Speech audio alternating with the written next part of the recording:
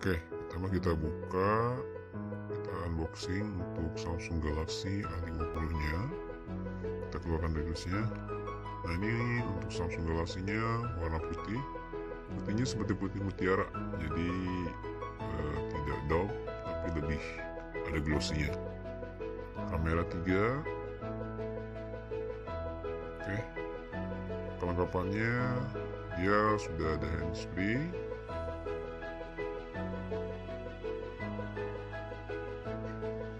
sudah ada charger dengan bodi mengkilap.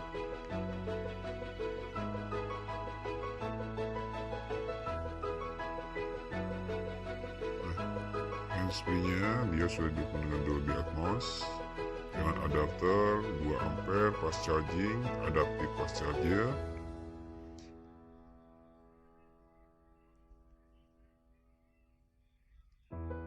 Jadi kalau misalkan charger ketika mati lampu nggak usah khawatir konsleting. Nah, untuk kabel datanya juga ada atau USB.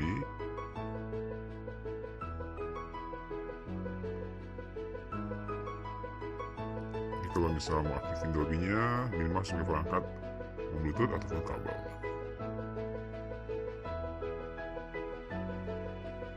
Ada injektornya juga.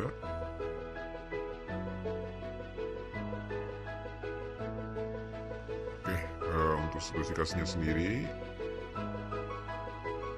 dengan A50 ini, bagi teman-teman bisa main game dengan performa tinggi, apalagi yang senang main PUBG ini, speknya gahar banget.